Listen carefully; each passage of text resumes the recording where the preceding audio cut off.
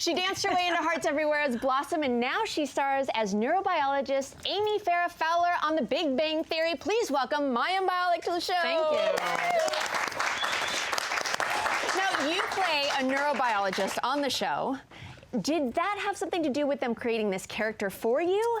Or did this just sort of happen and you got lucky? No, it sort of happened and I got lucky. Actually, I took a 12-year break from acting after Blossom before I ended up being cast in Big Bang Theory. But it's not like I had this industry clout and said, all right, I'm ready to act again, where's my part? I auditioned with a bunch of other very talented actresses, none of whom had PhDs as far as I know. Were you trying to show that off? No, like, hi, no. I don't know if you've noticed, but under my name, PhD. No, I don't know if you know a lot of actresses. You Yeah. don't want to try and show off in any way, especially things like, yeah, no, that's not impressive to them. So yeah, I was cast when we didn't have an identity for my character, and when they brought me back in the 4th season, they made her a neurobiologist. So. Yeah, but Amy is a very distinct character. Did you go in when you auditioned for it as her, without her background in? Right. Yeah. So the breakdown was that they wanted a female Jim Parsons, a female Sheldon, and I had never seen the show. So I said, "Who's that?" And my manager was like, "Oh, why do I handle you?" And she said, Google him. They want a female, exactly a female version. I see. So I Googled Jim Parsons and watched about 30 seconds of him and basically did my best imitation. And I like to joke, I have a very easy job. I imitate him every week and just imagine how would he do things and do it like that. So that's really what they wanted, was a very reserved, kind of socially awkward female version of him. And then it obviously developed over the years that I've been on. Yeah, it has, because you've evolved into now your own separate character. It's so fun, because I'm a big fan. I watch the show. Watch the character, who's an ego beyond, and you sit there, who's very patient and understanding of him, but you've developed a very softer feminine side to you. Right, and well, I mean, you know, it's fun to play a female scientist who is kind of consistent with stereotype. You know, I think we see a lot of like, oh, let's make a sexy scientist. But what we've done with Amy is we've really presented what a lot of females in science and in the world are like. But what's neat is that we've gotten to sort of develop this relationship. And I think one of the great sort of morals of this relationship is there's someone for everyone. Right. Neither of them really want to change very much to suit the other one. Right. And they're really kind of making this relationship work without a lot of intimacy and just with a lot of waiting. I know. Well, we're going to keep people waiting, I think. You know what I say? There is a lid for every pot. Yes. Right? Okay. Yes. Yes. Okay. Yes. But we actually have a clip of you guys to show this awkward relationship, awkward or loving relationship between you two. So let's take a look. Howard, did you want your clothes arranged seasonally or by color? Color's fine. They're wrong. They'll be arranged seasonally. Sheldon, aren't you going to spend a little time with Amy? Oh, it's okay. I'm used to it. The other day at Whole Foods, he spent an hour optimizing the cheese aisle. Yeah, and some thanks I got. The assistant manager chased me out with an artisanal salami. His quirks just make you love him more. Someone please agree with me. So cute. When you came into this ensemble, they had been around for 3 years before. How was it for you to fit right in with it? Yeah, I know. Because I'm doing the same right now. You're doing fine. I'm in your boat. Tell me how it turns out. Well, it's kind of like entering high school a couple weeks after the final semester has started and everyone's picked out their lockers and who they want to sit with. And then you come in like, I need a locker and someone to sit with at lunch. So it takes a little bit of adjustment. But we have a warm cast. We have a really warm staff. We have a great set of writers. So it goes smoothly, but there's this whole other aspect to being an actor, which is all the social interactions that go on to make all of that happen. So it definitely took some time, but we've melded pretty well. Now, what's your relationship like in real life with Jim? Do you guys get along? We get along very well. You know, I'd like to think that actors can make any relationship work on camera, or, you know, any two people that have to, like you guys, pretend like you like each other. No, but honestly, I think a tremendous amount of our security with our characters and the fun we have is because we are very close off camera as well. Oh, there's look us. at you guys. Yeah, I respect him a lot. He gives me a lot of room to grow as an actor, and we have a lot to talk about also off camera, and that's fun. You don't look like scientists there in that picture. What direction do you think you probably know your characters are going to go in? Because there's a little Yeah, I'm a couple weeks ahead of the American public in terms of knowing what season 6 holds. The second to last episode of the season is very big for Sheldon and Amy, and a lot of the big questions are dealt with very clearly. One of the nice things about playing a character who doesn't have a lot of social skills is that communication is very direct and it's very simple. And so there's a lot of that coming up in the end of the season for Amy and Sheldon. And also, what about for the the other two characters' names on the show? Well, Leonard and Penny is our Leonard and other. Penny, yes. Penny, Yes. Penny. There's a big Leonard and Penny kind of cliffhanger, actually. Well, if you want to reveal anything right now, That's we are it. just we're an No more open book. spoilers. That's it. I'm done. Well, we're excited. The Big Bang Theory airs Thursdays on CBS at 8/7 Central. And when we come back, Mayim tells us about the work she's doing to inspire young women to pursue, just like her, a career in science. We'll be right back.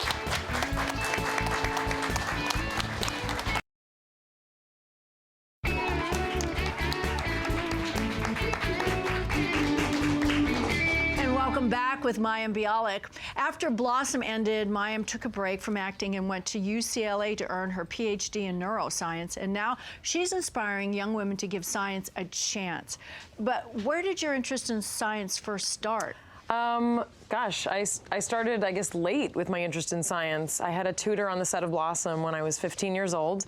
She was a dental student at UCLA at the time. She's now a dental surgeon and has 4 kids of her own. But at the time, she was, there she is. Oh. She was a young undergraduate and I was 15. And it was the first time that I had, I guess, a one-on-one experience also with a young female who was so excited about science and gave me not only the skill set, but the confidence to believe that I could pursue a life in science. So you hadn't thought about it before that? No, I thought it was for boys. I wasn't naturally good at it, and I thought that meant I wasn't good at it. My parents were English teachers, and I just thought, I'll study English like my parents did. I always loved science and had an interest in it, but never thought I had the brains or the skill set, to do it.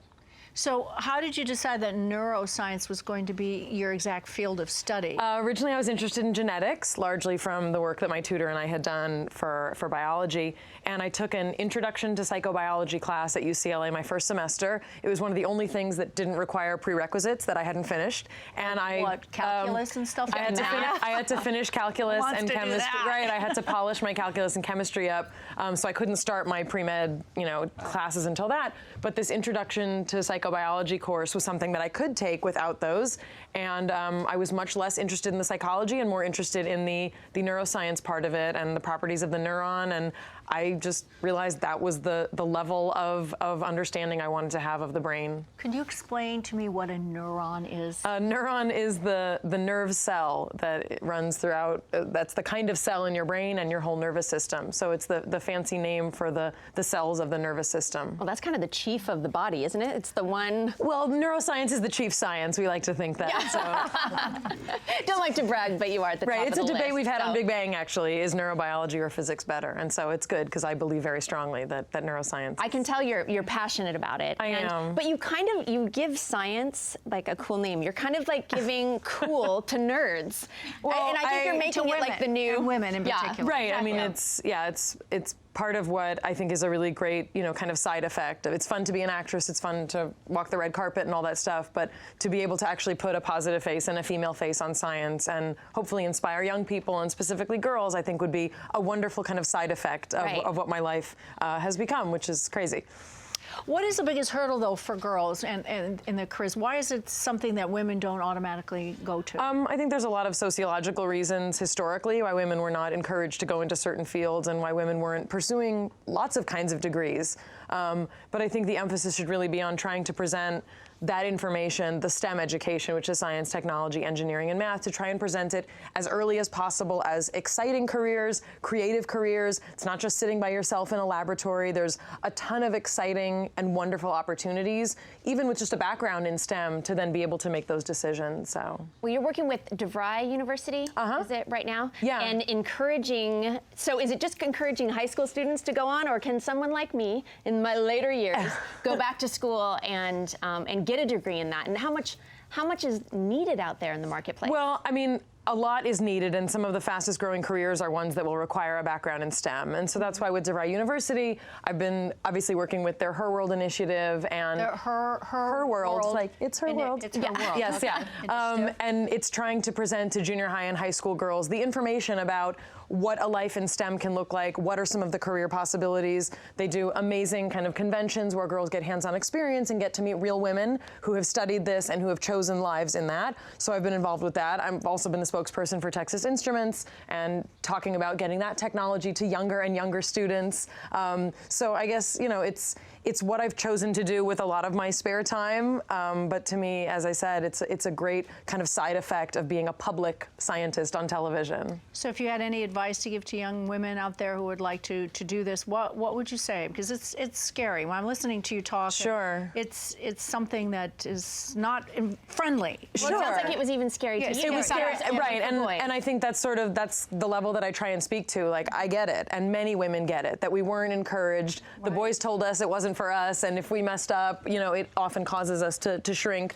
I think that, you know, the internet has so many more resources. I mean, there was an internet when I was, you know, a young student, and the fact that there's so many more resources out there. DeVry University has some of them, but there's so many other places to learn about what these careers look like, what you need to train, where you need to catch up, and how you can do that. And I think a larger issue is also encouraging our educational systems and, honestly, the larger kind of government systems to support getting this education to everyone equally so that anyone can dream this big if they'd like a career in STEM. Well, if you were a recruiter, I would sign up. I know. Thank you. Absolutely. Thank you so much. Thank you. Thank you. So much. If you would like more information on DeVry University, Her World Initiative, you can go to DeVry EDU, STEM Ready. Let me do this again. I want to make sure it's correct. DeVry EDU /STEM Ready /Her World. Her World. Her World. Anyway, we have it at the bottom of the screen. You can see it right there. And be sure to catch Mayim on The Big Bang Theory Thursdays on CBS, 8 Central. I do. It's so much fun. I love the show. Thank you.